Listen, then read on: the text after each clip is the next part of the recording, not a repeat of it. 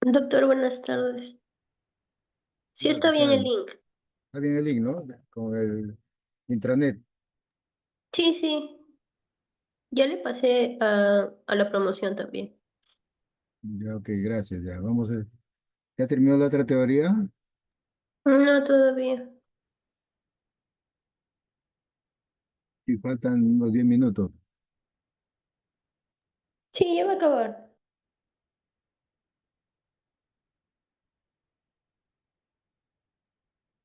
Está grabando de ahorita. Creo que tengo que entrar exactamente a la hora. Para detener la grabación es lo que no sé cómo se hace acá.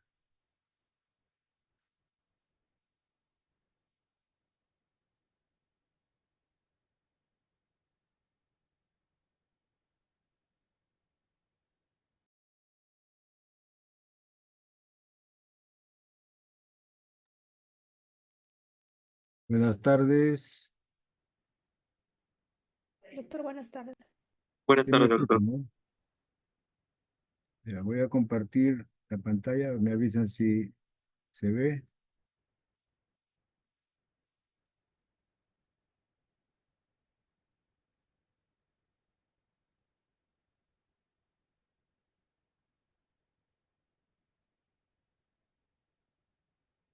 Si ven la pantalla, ¿no? Sí, Sí, doctor, doctor. se ve. Buenas tardes a todos, siendo las 3:30 del 14 de mayo de 2025, vamos a hacer la actividad correspondiente según el sílabo de síndrome obstructivo bronquial, que es sinónimo de SOP y bronquiolitis. Corresponde a la semana 8, la teoría 43, el síndrome obstructivo bronquial. ¿Cuáles son los objetivos de esta clase? Ustedes tienen que determinar que el síndrome obstructivo bronquial, cuál es el concepto, las generalidades con respecto a lo que se presenta esta patología, ¿no? Deben identificar más o menos cuáles son los signos y síntomas del síndrome obstructivo bronquial. Como su nombre indica, es un síndrome, ¿no? Que puede incluir sibilancias, tos, dificultad para respirar, ¿no? Entre los síntomas más importantes. ¿Cuáles son los criterios del diagnóstico? Así como los criterios para hospitalizar y clasificar este tipo de patologías, ¿no? Igualmente, ¿cuál es el manejo y tratamiento del síndrome obstructivo bronquial en lactantes? ¿No? Donde van a incluir pues, las opciones farmacológicas y no farmacológicas, así como la importancia de la atención de apoyo. El síndrome obstructivo bronquial plantea problemas en la determinación del diagnóstico etiológico, ¿no? ¿Por qué se presenta esto? Porque existe pues una similitud en la forma de presentación y existen una gran variedad de causas que pueden producirlo, ¿no?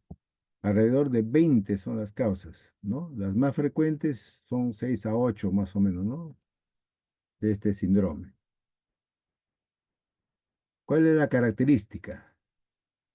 ¿No? Ustedes tienen un paciente que tenga pues, sibilancias o tos persistentes, que puede estar acompañado de dificultad respiratoria o no, necesariamente. Y frecuentemente es en menores de 2 años. Como su nombre lo indica, pues no es una enfermedad, sino es una manifestación clínica de la obstrucción de la vía aérea intratorácica, que se manifiesta como expiración prolongada y sibilancias. El paciente puede presentar, en este caso, una injuria al árbol respiratorio, injuria que está manifestado por la destrucción del aparato ciliar y una necrosis de la parte epitelial, de las células epiteliales de la vía respiratoria, en donde esta inflamación va a provocar pues, un edema, va a provocar una infiltración neutrofílica de manera que se va a determinar una formación de tapones mucosos. ¿De qué esos tapones mucosos? De fibrina y detritos celulares. ¿Qué van a provocar esto? Una mayor resistencia al flujo de aire, o sea, una obstrucción intraluminal. ¿Cómo clasificamos el SOP? Primero, por su presentación, que puede ser aguda o también llamada única, ¿no? O puede ser recurrente en varios episodios. También se clasifica de acuerdo a su intensidad, lo que llamamos nosotros crisis, ¿no? De acuerdo al puntaje de Birman y Pearson, modificado por tal, que puede ser una crisis leve, moderada y severa. Y esto justamente es lo que tienen que ustedes aprender. ¿Cómo es que determinan la intensidad de este síndrome obstructivo bronquial? Con los parámetros, ¿no? Determinados por el puntaje de Birman y Pearson, modificado por tal, en donde ustedes tienen que determinar cuál es la frecuencia respiratoria. Y aquí dividen en dos grupos, en menores de 6 meses o mayores de 6 meses, ¿no? De acuerdo al puntaje de 1 a 3, determinado la cantidad de frecuencias respiratorias por minuto. Las presencias de sibilancias, ¿no? Que pueden ser, pues, expiratorias con estetoscopio, ¿no? Pueden ser expiratorias e inspiratorias en los dos tiempos con estetoscopio, o puede ser que ustedes solamente al acercarse escuchan las sibilancias sin estetoscopio, ¿no? Que es el mayor puntaje. Igualmente, ¿no? Hay que tener mucho cuidado porque a veces uno examina y no le encuentra, pues el murmullo no pasa. Es lo que llamamos tórax silente. Es un signo, digamos, de gravedad, ¿no?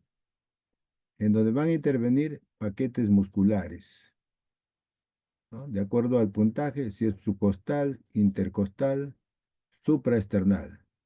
En algunos pacientes, ¿no? Van a ustedes a ver aleteo nasal. Si encuentran aleteo nasal, es el mayor puntaje, el número 3. Puede haber cianosis, ¿no? A veces cuando están tranquilos no se manifiesta, pero empiezan a llorar y hay cianosis perioral. Puede estar la cianosis en reposo, ¿no? Perioral, o puede ser una cianosis generalizada en reposo. De manera que sumando los puntajes, ustedes pueden tener pues una crisis leve de 0 a 4, moderada de 5 a 8 y severa de 9 a 12. Esto es importante determinar si el paciente llega a emergencia, ¿no? De acuerdo al puntaje de Birman y Pearson, uno puede darle el tratamiento y la respuesta también igual, ¿no? Evaluar nuevamente este tipo de clasificación.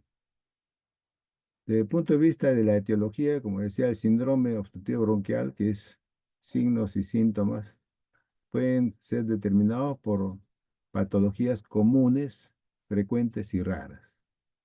Dentro de las comunes está la bronquiolitis, que justamente es el siguiente ítem que vamos a revisar.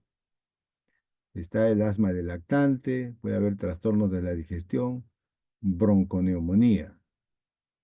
Dentro de la etiología frecuentes está también la tuberculosis pulmonar, la neumonía típica, aspiración de cuerpo extraño. Y en algunos casos, etiologías raras como displasia broncopulmonar, fibrosis quística o malformaciones pulmonares. Esto es importante porque dentro de la patología ustedes tienen que hacer el diagnóstico diferencial. Obviamente, dentro de lo más frecuente que vemos nosotros es la bronquiolitis, ¿no? Seguido de asma del lactante, ¿no? En algunos casos, descartar bronconeumonía o una neumonía típica, ¿no? Y ustedes saben que dentro de las patologías respiratorias se va a revisar todos estos casos. Dentro del diagnóstico diferencial es justamente para identificar, ¿no? Que lo más frecuente es la bronquiolitis. Ahora, ¿qué hacemos con un paciente que viene por una crisis de síndrome obstructivo bronquial? Básicamente tenemos que estar en cuanto al manejo orientado a tres objetivos. El primero de ellos es que ustedes tienen que restaurar pues la condición clínica y la función pulmonar del paciente lo mejor y lo antes posible para que tengan una función pulmonar óptima y prevenir pues una recaída precoz. Y sobre todo hay que prevenir las complicaciones, ¿no? Que en estos casos puede llevar al fallecimiento del paciente por insuficiencia respiratoria. El tratamiento farmacológico para estos pacientes, ¿no? Es por vía inhalatoria. ¿Por qué? Porque las dosis son menores, el efecto es más precoz y hay menores efectos secundarios. ¿Con qué van a inhalar a estos pacientes? De acuerdo a las guías, ¿no? De acuerdo al puntaje que tengan, ¿no? Ustedes miran acá, si este es el paciente, tiene un puntaje de 5 o menos, puede darle tratamiento domiciliario, ¿no? ¿Con qué? Con salbutamol en aerosol, ¿no? Ya hay que hacerle seguimiento de control, ¿no? Cuando hay una visita domiciliaria. Si el puntaje es de 6, 7 a 8, le dan 2 inhalaciones de salbutamol cada 10 minutos por 5 veces, ¿no? Pero si los puntajes son mayores, 9 a 10, 11 a 12, de 11 a 12, referir al hospital, administrarle oxígeno, ¿no? Y darle su tratamiento con salbutamol. De acuerdo a la respuesta, en una hora ustedes reevalúan, ¿no? Si el puntaje es 5 o menos, pueden darle alta de tratamiento domiciliario. Pero si el puntaje sigue de 9 a 12, ¿no? Lo transfieren al hospital, que necesita un tratamiento de emergencia, ¿no? Si dentro de una hora el puntaje permanece en 6, 7, 8, pueden darle nuevamente 2 puffs de salbutamol cada 10 minutos por 5 veces y empezar su tratamiento con un corticoide oral o parenteral. Evalúan en 2 horas. Si el puntaje es 5 menos, sigue su tratamiento en domicilio, pero si es más de 6, ya tiene que llevarlo al hospital para que sea hospitalizado, ¿no? Este es un manejo de emergencia en caso de síndrome obstructivo bronquial. ¿Cómo se previene, no? Para disminuir pues, la posibilidad de que desarrolle este mal, ¿no? Primero, tenemos que mantener un ambiente limpio, libre de contaminación, sobre todo pues humo de tabaco, smog o la contaminación domiciliaria.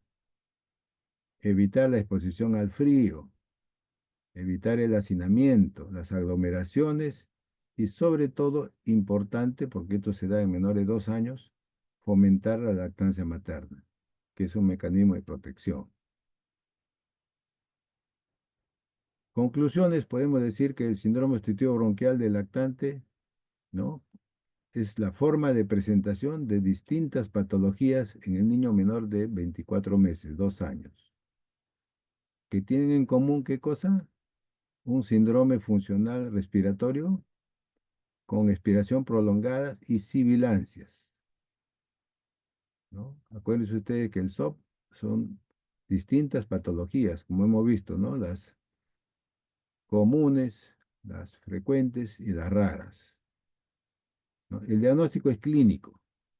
¿Por qué? Porque se examina y se determina que tiene sibilancias en el examen físico, sobre todo, ¿no? Cuando tiene tos con dificultad respiratoria, ¿no? Y este síndrome puede determinarse con exámenes auxiliares de patología clínica, imágenes, exámenes complementarios, ¿no? De acuerdo a los signos o síntomas que presente este paciente. Por eso tienen que hacer una buena historia clínica, ¿no? Para determinar, porque el SOP es una manifestación de una patología que ustedes tienen que descartar, ¿no? y en algunos casos tiene que referir pues al paciente con este problema, ¿no? Si es recurrente y no responde pues al tratamiento, si es severo o se asocia a compromiso de otros órganos, ¿no? O ya el paciente puede entrar en una falla respiratoria. Lo más frecuente, como le decía, es la bronquiolitis, ¿no? Que es el otro tema que vamos a revisar con respecto a los objetivos, ¿no? ¿Cómo es que ustedes realizan el diagnóstico de bronquiolitis aplicando los criterios clínicos, ¿no? Ahí tienen que identificar, pues, mediante la historia clínica, cuáles son los factores de riesgo en algunos pacientes que puedan presentar una bronquiolitis severa, ¿no? Hacer el diagnóstico diferencial con los otros cuadros que presentan sibilancias para determinar un plan de tratamiento. Y ustedes tienen que saber cuáles son los criterios para que estos pacientes se hospitalicen, ¿no? O en algunos casos llevar el tratamiento en forma ambulatoria. ¿Cuál es la definición de bronquiolitis, no? Maconichi, que es uno de los expertos en los cuales ha estudiado muy bien esta patología, porque la bronquiolitis es la patología más estudiada de la pediatría, ¿no? Corresponde pues al primer episodio de dificultad respiratoria que presenta sibilancias. Siempre va precedido de un cuadro catarral de las vías altas y afectan, como les digo, a niños lactantes, sobre todo menor de 2 años. Y es muy frecuente que se va a presentar sobre todo en el primer año de vida. La Academia Americana de Pediatría, ¿no? También tiene dentro de su descripción, ¿no? De un comité experto en cuanto al manejo de bronquiolitis, ¿no? Ellos definen esta patología como una enfermedad del tracto respiratorio inferior causado usualmente por un agente viral, ¿no? Que puede determinarse pues una morbilidad y una mortalidad, sobre todo en lactantes. ¿Y cuál es la característica? La inflamación aguda de la vía respiratoria. Esta inflamación va a producir edema, necrosis de las células epiteliales, sobre todo en las vías aéreas pequeñas, ¿no? Por eso se llama de los bronquiolos, en donde van a incrementar la producción de moco, ¿no? Y se va a presentar el broncoespasmo.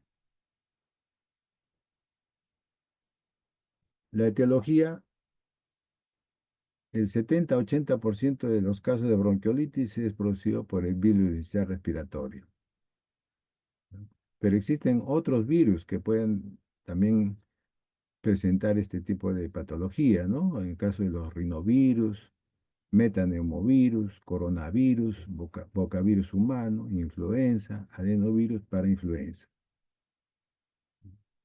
¿Pueden existir dos o más virus causando bronquiolitis? Sí, es importante tener en cuenta esto, porque la tasa de coinfección puede ser de un 6 a un 30%. Ahora, a veces preguntan y dicen, no, esta enfermedad producida por el virus respiratorio, que es la bronquiolitis, no confiere inmunidad permanente, ¿no? Estos virus, que es un virus RNA, ¿no? Tienen una variedad de antígenos y se dividen pues, en subgrupos, ¿no? Y esto hace pues, que la reinfección sea probable, ¿no? En algunos pacientes. La diferencia es en el primer episodio puede ser más severo. Ahora, ¿qué tiene este virus, no? Este virus tiene en su composición, ¿no? Conformado por unas envolturas que son proteínas, una nucleocápside. Es importante tener en cuenta que son dos los serotipos, el A y el B. El más severo es el serotipo A. Dentro de su composición existe pues la proteína F y la proteína G. La proteína F es responsable de la penetración del virus, que es la proteína de fusión, ¿no?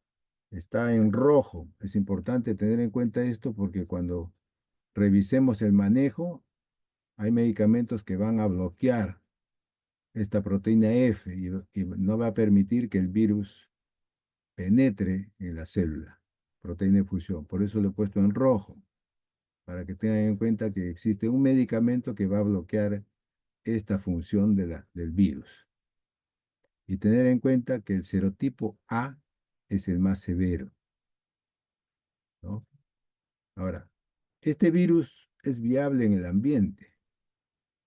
Por ejemplo, en las manos puede tener un tiempo de vida de 20 a 30 minutos, pero si van a los objetos metales o los juguetes, puede durar de 6 a 12 horas.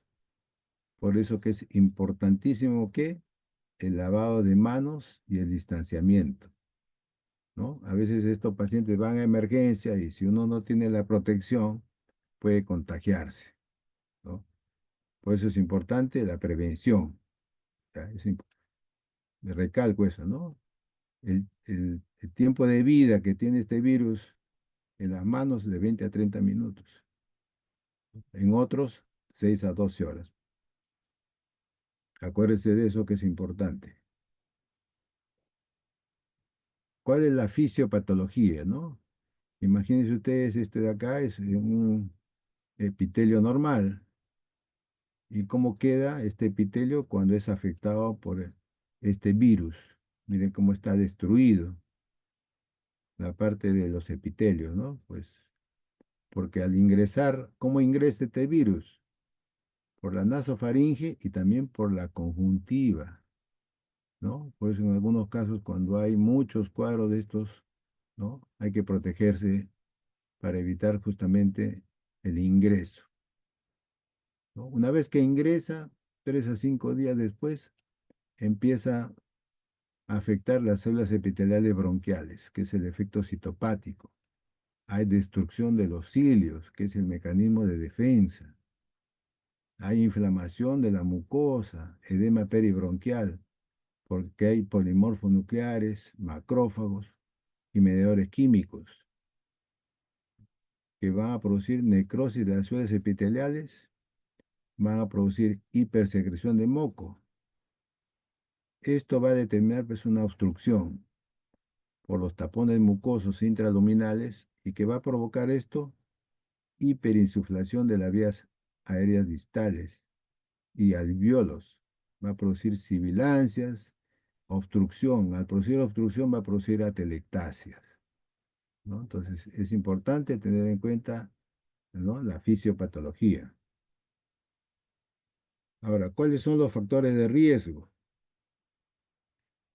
Los factores de riesgo, falta de lactancia materna. En las guarderías a veces hay mucho hacinamiento, ¿no? Y como ustedes saben, el tiempo de vida del virus en los objetos, ¿no? De 6 a 12 horas pueden contagiarse. En algunos pacientes que tienen bajo peso al nacer, y eso ustedes pueden determinar por la historia clínica. Hábito de fumar de los padres. Presencia de hermanos mayores, ¿no? Que compartan habitación, ¿no? Y es más frecuente, ¿no? En sexo masculino. Ahora, ¿en quiénes uno puede sospechar que la bronquiolitis puede ser una enfermedad grave? ¿Qué factor de riesgo va a determinar eso? Acuérdense ustedes, el prematuro, aquel paciente que tiene una displasia broncopulmonar, ¿no? Por una secuela generalmente del distrés respiratorio del recién nacido, en donde hay una oxigenoterapia, ¿no? Y esto puede provocar pues una displasia broncopulmonar en el futuro, sobre todo en pacientes con enfermedad de Manayalina, pacientes que tienen una cardiopatía congénita, ¿no? Pacientes que tienen fibrosis quísticas o pacientes que tienen inmunodeficiencia, ¿no? En estos están indicados también los pacientes con síndrome de Down. O sea, acuérdense ustedes, ¿no? Factores de riesgo para enfermedad grave y factores de riesgo para la predisposición de esta patología.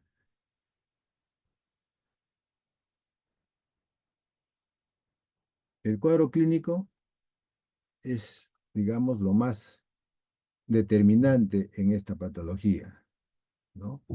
Se presenta generalmente en menores de 2 años. Es más frecuente, ¿no? A partir de los 3 meses hasta los 2 años, que generalmente van a presentar el primer episodio de sibilancias, ¿no? Cómo al ingresar el paciente va a afectar pues la parte respiratoria inicial, donde se va a manifestar con rinorrea, congestión, estornudos, como si fuera pues y no puede tener fiebre en algunos casos, ¿no? Después viene la tos, después viene la fiebre, pero hacen unas calenturas menos de 39, no tienen fiebres muy altas, ¿no? Y es importante que en más pequeñitos, sobre todo en menores de 2 meses, ¿no? Pueden tener apnea. Apnea es cese de la respiración. Estos pacientes después tienen dificultad respiratoria, sibilancias, crepitantes y subcrepitantes, ¿no? Esta es más o menos la, la presentación, ¿no? Dentro de los primeros días, ¿no? Hasta la primera semana más o menos, ¿no? Que en algunos casos a los 7 días se puede resolver el cuadro. En otros puede persistir hasta los 21 días, ¿no? Que generalmente es en el 80% de los pacientes. Y en un 10% puede ser que estos pacientes tengan la sintomatología por un mes. Y acá es importante tener en cuenta, como es acá el dibujo, en algunos pacientes, cuando ya se están recuperando, empiezan a tener fiebre, lo que llamamos la fiebre tardía, ¿no? Es importante porque en estos casos puede sugerir complicaciones bacterianas o que presenta pues, un nuevo virus, como baja las defensas, ¿no? ¿No? Entonces, en algunos pacientes puede persistir la tos, sin necesidad de ser una complicación, que eso es importante tener en cuenta también, ¿no? Porque a veces empiezan con síntomas respiratorios, tiene toda la clínica, incremento del esfuerzo respiratorio, hay retracciones, sibilancias, dificultad para alimentarse y después va mejorando poco a poco, ¿no? Gradualmente hay resolución de los síntomas, ¿no? Pero puede haber, como le digo, es importante que puede haber una fiebre tardíamente. Esta fiebre tardía puede sugerir pues una nueva, una nueva coinfección donde hay que descartar qué otras patologías, por ejemplo, otitis media, neumonía o de repente es un nuevo virus, ¿no? Entonces, importante que el cuadro clínico para el diagnóstico y las complicaciones que puede presentarse posteriormente.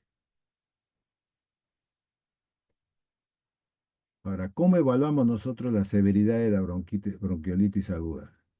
¿No? El criterio de ESBA. ESBA es escala de severidad iniciales, de escala de severidad de la bronquiolitis aguda.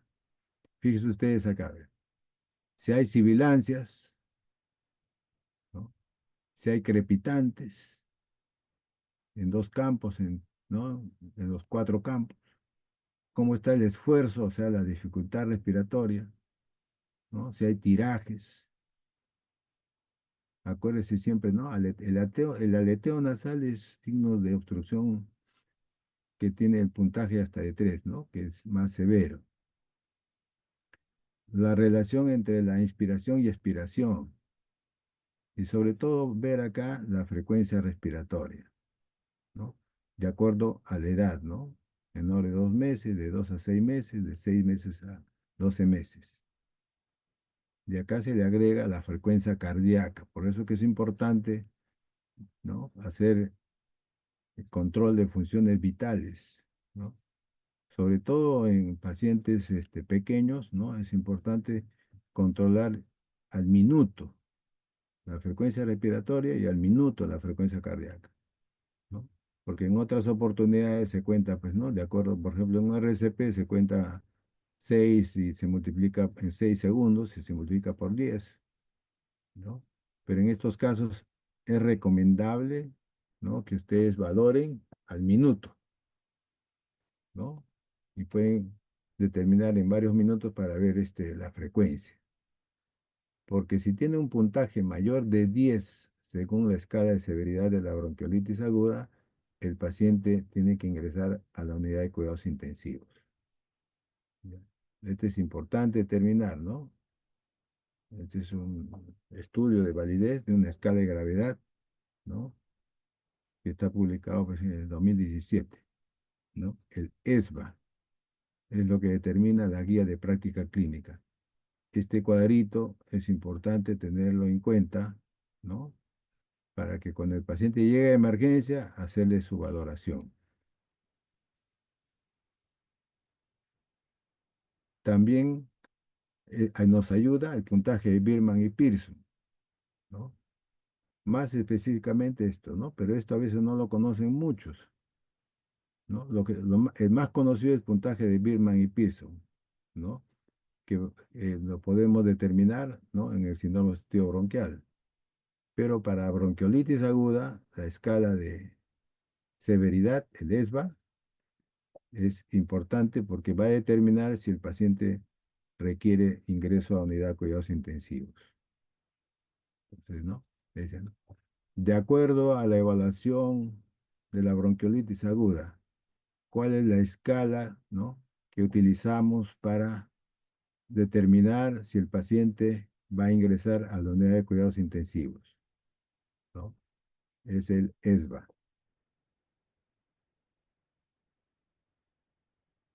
¿Qué exámenes complementarios podemos utilizar para bronquiolitis? Radiografía de tórax. La recomendación dice que no es de rutina, ¿no? Pero, por ejemplo, ¿en qué casos nosotros pedimos una radiografía de tórax? Cuando tenemos una duda diagnóstica, cuando podemos determinar si el paciente tiene alguna complicación, ¿no? El paciente tiene una insuficiencia respiratoria, tiene signos de un neumotórax, o de repente tiene atelectasia, o hay un deterioro, pues, de la situación clínica en forma muy aguda y el paciente necesita ingresar a la UCI, ¿no? O tiene pues una patología cardiopulmonar subyacente grave. ¿Qué vemos en la radiografía? Atrapamiento de aire, infiltrados peribronquiales y atelectasia. Si dentro del ESBA tiene mayor de 10, ¿no? El paciente tiene que tener el examen de gasometría. Esa es la condición para que entre a la unidad de cuidados intensivos, ¿no? En la gasometría vamos a determinar pues, un grado de hipoxemia severa e hipercapnia. Hipoxemia porque el oxígeno en sangre va a estar disminuida, ¿no? Y la hipercapnia, el CO2 va a estar aumentado.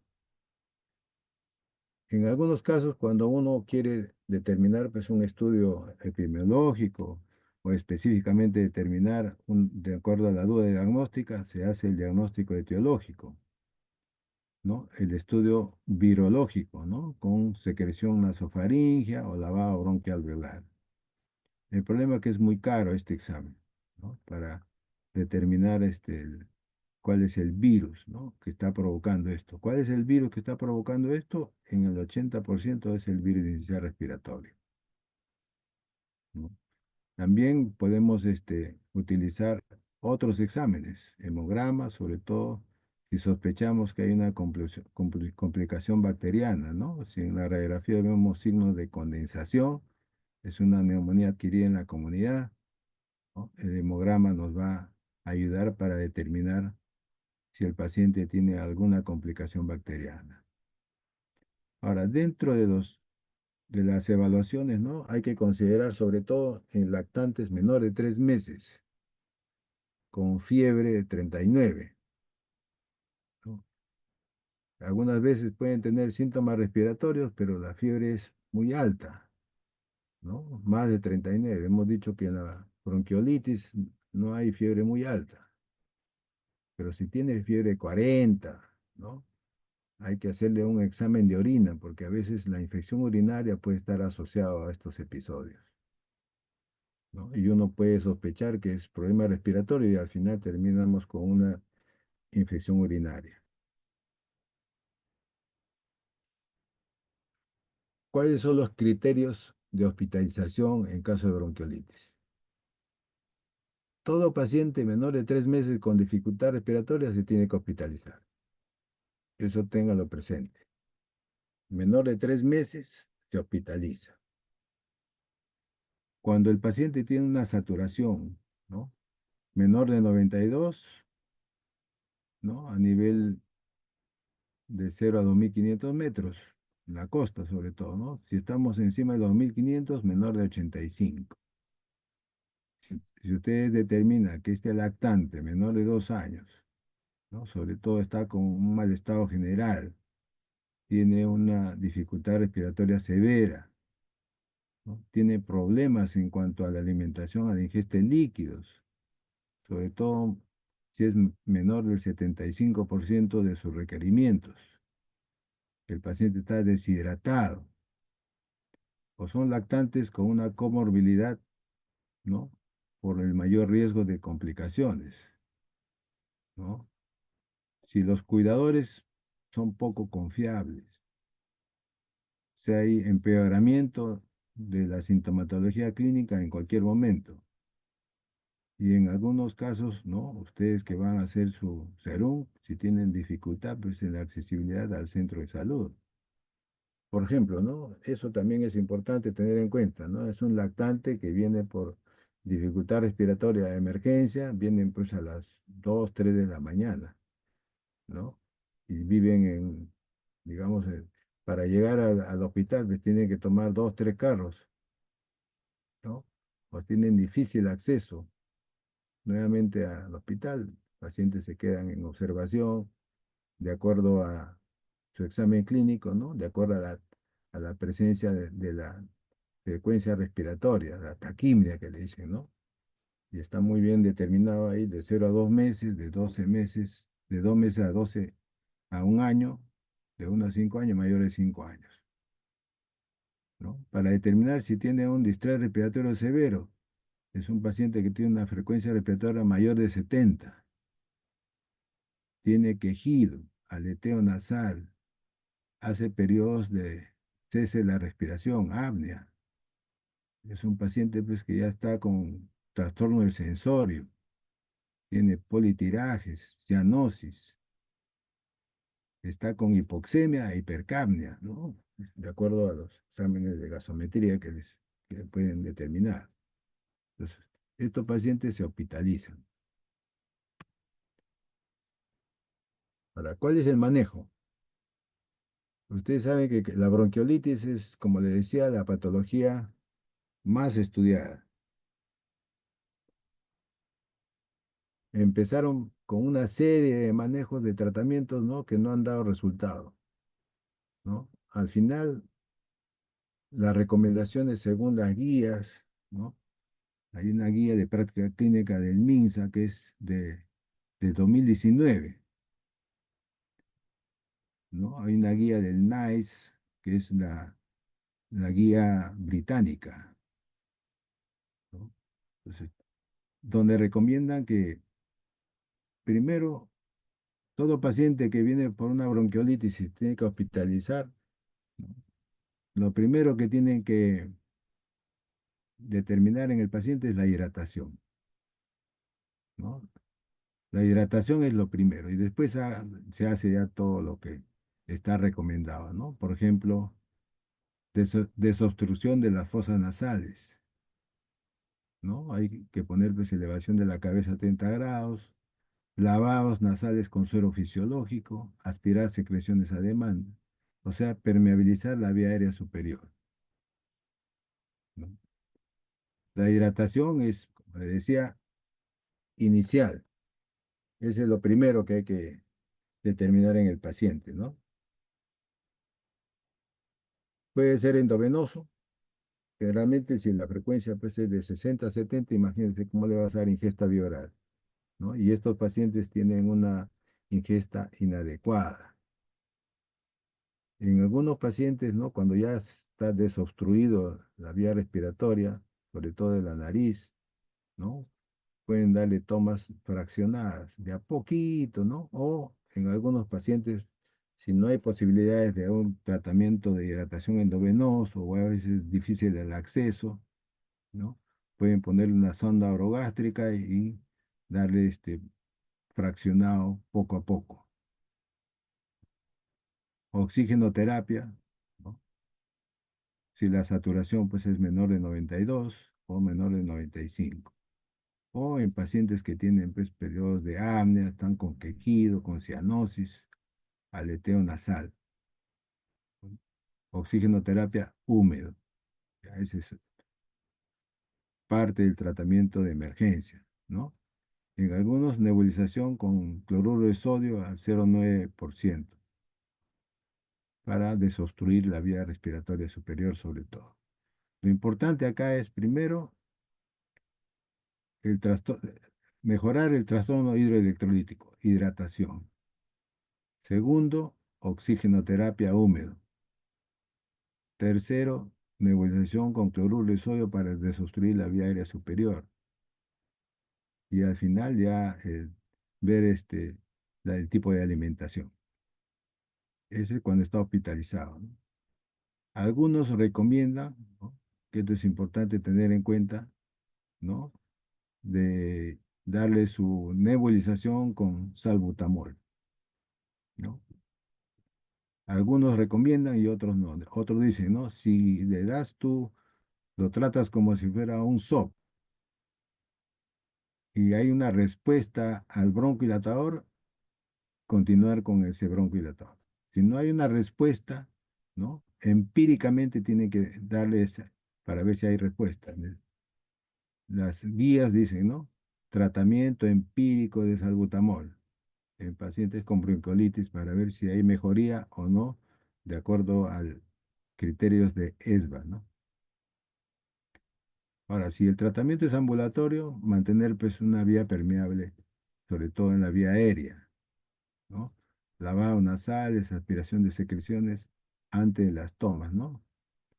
Tomas de alimentación fraccionada, sobre todo, ¿no? Previa de sustracción de la nariz, con suero fisiológico. Y siempre deben ustedes de insistir, si el tratamiento es ambulatorio, ¿no? Determinar cuáles son los signos de alarma para que pueda regresar, ¿no? Si ven pues que tiene periodos de apnea prolongados, si hay cambio en la coloración, cianosis perioral, si la frecuencia respiratoria empieza a aumentar, ¿no? Inclusive en los programas de televisión también sale eso, ¿no? Si tu niño tiene un problema respiratorio y ve que respira con dificultad, llévelo inmediatamente para que lo chequeen, ¿no? ¿Por qué? Porque va a aumentar el trabajo respiratorio. Estos pacientes hacen dificultad respiratoria, frecuencia aumentada, llega un momento en que se cansa y al cansarse cesa la respiración, hace paro respiratorio. Y encima no come, está vomitando, está en mal estado general, está irritable, ¿no? Esos son signos de alarma que uno tiene que determinar, ¿no? Y enseñar a la familia, sobre todo en lactantes, ¿no? Que es los más frecuentes que van a presentar este tipo de patología. Existe lo que llamamos nosotros un antiviral, ¿no? Que es la ribavirina, ¿no?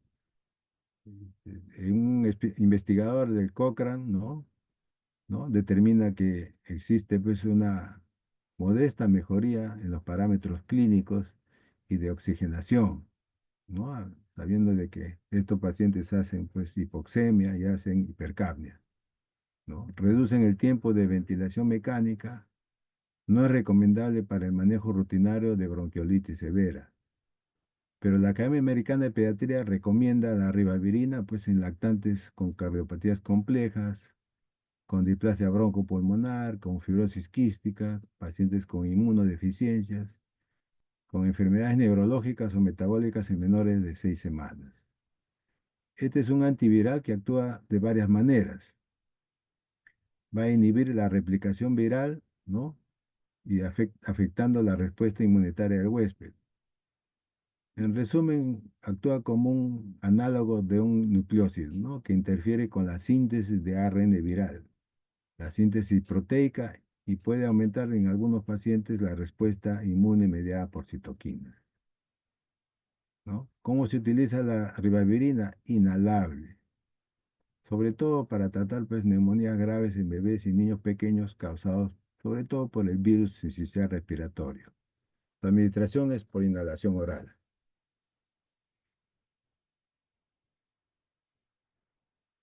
¿Cuáles son los criterios para dar de alta a un paciente con bronquiolitis que está hospitalizado? ¿No?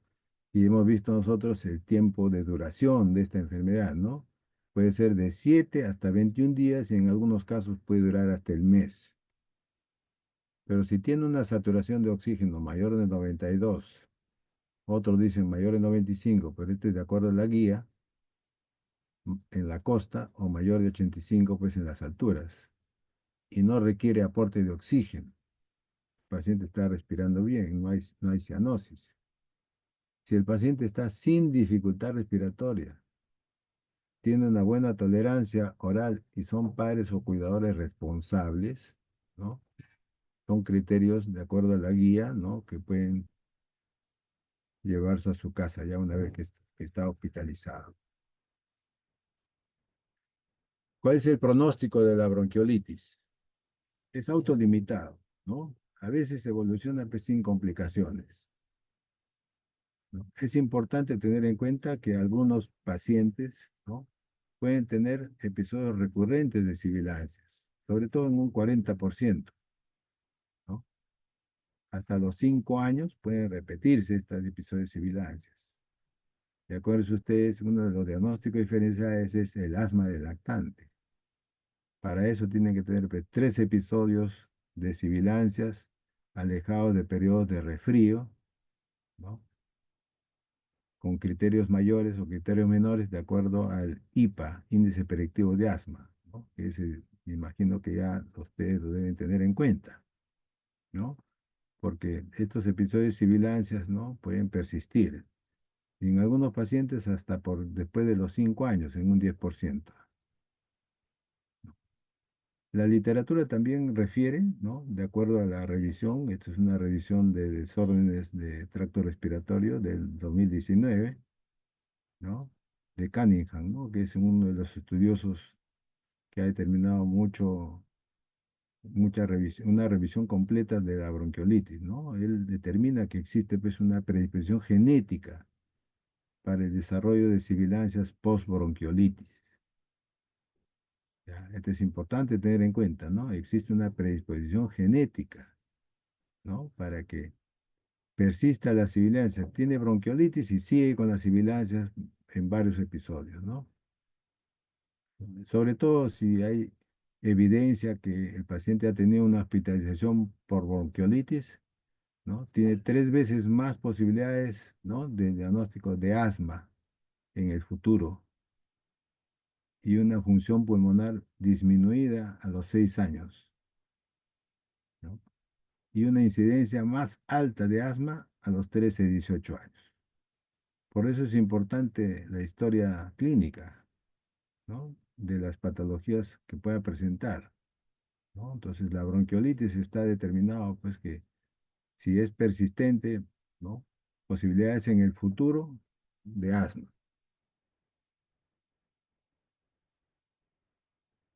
Conclusiones, ¿no? Podemos determinar que la bronquiolitis, pues, es un síndrome clínico. ¿Quién lo produce? El virus inicial respiratorio. ¿Dónde se presenta? En menores de 2 años. ¿Cómo se inicia? Como si fuera síntomas de un resfrío, ¿no? Rinorrea, ¿no? Dice, a veces la mamá dice, doctor, está con moquito, congestión, ¿no? Y uno piensa que es un resfrío común, pero después de 3 a 5 días empieza a tener dificultad respiratoria. Entonces, cuando lo llevan a emergencia, ahí viene el gran problema, ¿no? Si lo llevan el primer día, no va a determinar pues, si el paciente va a continuar con estas molestias y va a tener dificultad respiratoria. Por eso es importante las reevaluaciones. Porque después de 3, 5 días que está con moquito, congestión, estornudos, empiezan a tener tos. Y después de la tos, dice, doctor, está con dificultad para respirar, ¿no? Uno va y le examina y tiene sibilancias, ¿no? Y acuérdense ustedes que el curso puede ser autolimitado y los síntomas pueden, se resuelven pues, en un plazo de 21 días hasta los 90% de los casos. Hay pocos casos que pueden durar la tos hasta un mes. Por eso que el diagnóstico en estos pacientes es clínico, ¿no? Y no se requiere solicitar pues, de rutina, radiografía de tórax ni exámenes de laboratorio, a menos de que ustedes sospechen que tiene un diagnóstico diferencial con otra patología o existe una complicación. Y como les decía, el tratamiento es sintomático, ¿no? ¿Cuáles son digamos, las acciones que uno puede hacer con estos pacientes? Primero, permeabilizar la vía aérea, hidratar y oxigenoterapia, sobre todo si la saturación es menor al 92%. Y el pilar del tratamiento preventivo es el lavado de manos, ¿no? Porque ya hemos visto cuánto tiempo vive el virus en la mano y cuánto tiempo vive el virus en los objetos, ¿no? Por eso tiene que ser tratamiento, lavado de manos. Ahora, existe actualmente una vacuna, ¿no? Un tipo de vacuna que le dicen el palivizumab, que es un anticuerpo monoclonal que va a determinar una inmunidad pasiva. Nos va a proteger a los bebés de mayor riesgo contra la enfermedad grave por virus respiratorio. ¿Y se acuerdan en la fisiopatología cuáles son los componentes del virus? Este componente va a neutralizar el virus respiratorio al unirse a la proteína F del virus. ¿Cuál es la proteína F? La proteína de fusión, ¿no? Evitando pues justamente su fusión con la membrana celular. Está indicado para prevención de las enfermedades graves del tracto respiratorio inferior producidas por virus respiratorio, sobre todo en niños con alto riesgo de enfermedad grave. Como acá dice, conoce más con respecto a esta vacuna, está indicado en niños nacidos a las 35 semanas o menos de gestación y en menores de 6 meses de edad, ¿no? Al inicio de la estación de riesgo de infección por virus respiratorio. En niños menores de 2 años de edad que hayan requerido tratamiento para displasia broncopulmonar durante los últimos 6 meses, o en niños menores de 2 años de edad con cardiopatías congénitas y que desde el punto de vista hemodinámico tienen alteraciones. Existen dos medicamentos, ¿no? El palivizumab de 50 miligramos y de 100 miligramos. La dosis recomendada es una dosis única de 50 miligramos para lactantes con peso corporal menor de 5 kilos y una dosis única de 100 miligramos para lactantes con peso corporal mayor de 5 kilos, ¿no? Esta es una referencia del 2023 del programa de prevención de infección por virus respiratorio, ¿no? Con el palivizumab, ¿no? Está también en las guías, ¿no? Ese es lo que está indicado, ¿no? En pacientes lactantes, sobre todo que tengan alguna patología de fondo. Muy bien. ¿Alguna pregunta con respecto a SOP y bronquiolitis? Justo estamos en la hora, 4:23.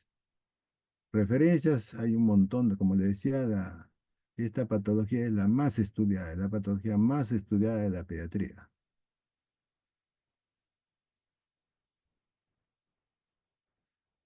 ¿Alguna pregunta?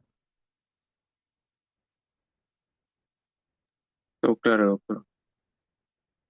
He tratado de hacer un resumen de todo lo que es un tema bastante amplio, ¿no? He tratado de hacer un resumen más o menos de la parte más importante que ustedes van a ver en la práctica, ¿no? Acuérdense ustedes la evaluación, el ESBA, ¿no?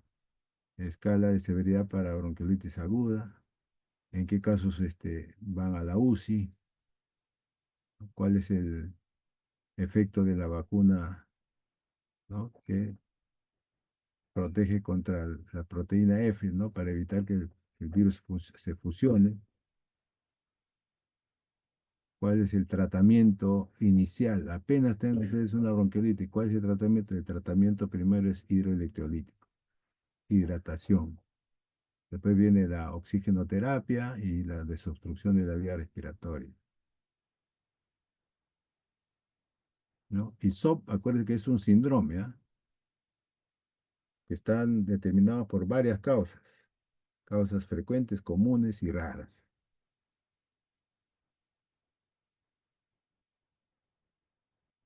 Muy bien, si no hay alguna pregunta, buenas tardes a todos, ¿no? 71 han ingresado, casi la mitad de los que están matriculados para pediatría. Muy bien, buenas tardes y nos estamos viendo en los exámenes. Gracias, Gracias, doctor. doctor. Buenas tardes. Hasta luego. Gracias, doctor. Buenas tardes.